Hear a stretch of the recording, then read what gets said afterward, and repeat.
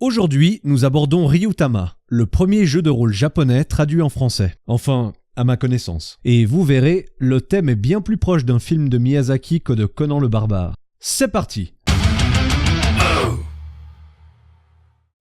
Avant de commencer, un peu de contexte sur la façon de jouer au jeu de rôle au Japon. L'auteur de Ryutama, Atsuhiro Okada, explique dans le livre que lui et ses amis n'avaient pas beaucoup de temps après le travail pour s'adonner à ce hobby. Ils se retrouvaient donc dans des salons de karaoké où ils louaient la salle à l'heure pour jouer. Et c'est pour cela qu'une partie de Ryutama est généralement plus courte par design qu'une partie de Donjons et Dragons. L'univers. Ryutama a un univers très particulier. Il est bien plus doux et coloré que nos Seigneurs des Anneaux, nos Trônes de Fer ou nos Harry Potter. Dans Ryutama, l'accent est sur le voyage, la nature, l'amitié, l'exploration. Les joueurs incarnent de jeunes gens, pas des héros avec une grande destinée, mais des fermiers, des bardes, des chasseurs, des artisans ou même des commerçants ou des ménestrels. Ils parcourent le monde, une fois, avant de s'installer dans la vie adulte. Ces jeunes gens seront observés par un homme dragon. Les hommes dragons parcourent eux aussi le monde, mais dans le but de rassembler des histoires pour les raconter à leurs frères, les dragons.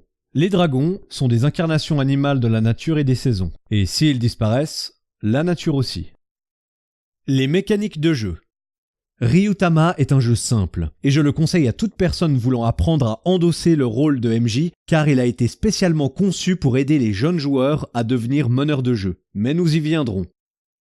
Commençons par les personnages et les joueurs. Il n'y a pas de race fantastique dans Ryutama et les joueurs seront des humains, tout ce qu'il y a de plus normal. Ils devront choisir une classe, artisan, fermier, ménestrel, noble, qui leur donnera des capacités et des compétences. Puis, ils devront répartir des points entre 4 caractéristiques. Ces caractéristiques sont la vigueur, l'agilité, l'intelligence et l'esprit. Une fois que ces points sont répartis, il ne reste plus grand chose à faire, mis à part choisir une ou deux spécialisations et acheter son équipement de départ. Mais les joueurs ne seront pas les seuls à créer leur personnage. Le maître du jeu crée aussi son homme dragon. Et au fur et à mesure des parties, l'homme dragon du maître de jeu évoluera et gagnera de nouveaux pouvoirs. Pour une personne jouant à d'autres jeux de rôle, cela peut sembler étrange. Pourquoi est-ce que le MJ se limiterait et gagnerait par la suite des nouvelles capacités alors qu'il est censé avoir les pleins pouvoirs dès le début puisque c'est lui qui raconte l'histoire? Vous l'aurez compris, ces mécaniques ont pour but d'apprendre aux nouveaux meneurs de jeu les ficelles du métier. Déroulement d'une partie standard. Une partie de Ryutama dure environ 2 heures et comprend un MJ et entre 3 et 6 joueurs. Les personnages des joueurs partiront à l'aventure et devront se déplacer sur une carte quadrillée que l'un des joueurs, qui aura le rôle de cartographe, dessinera au fur et à mesure. Le MJ, lui, indiquera aux joueurs sur quel terrain ils se trouvent et qu'est-ce qu'ils y trouvent. Les joueurs devront également faire des jets de navigation pour ne pas se perdre, maintenir leur équipement pour s'assurer qu'il ne leur casse pas entre les mains, nourrir leurs familiers, faire attention au climat et ne pas attraper froid, ou encore faire attention à la faune et la flore, et tout particulièrement aux monstres. Les combats, quant à eux, sont très simples. Il y a ce qu'on appelle un œuf de bataille, qui est une carte miniature. Les joueurs s'y placent et attaquent au tour par tour. Je le rappelle, vos personnages ne sont pas des héros, et par conséquent, ils ne savent pas pour la majorité se battre. Quand votre personnage se bat, il perd de la vigueur, et s'épuise après un moment. Mais les combats ne sont clairement pas la chose la plus importante dans Ryutama, et le plus clair de votre temps sera passé à discuter avec les autres joueurs, à échanger de la nourriture, à chasser, à créer des objets ou à monter votre camp et planifier la suite de votre aventure.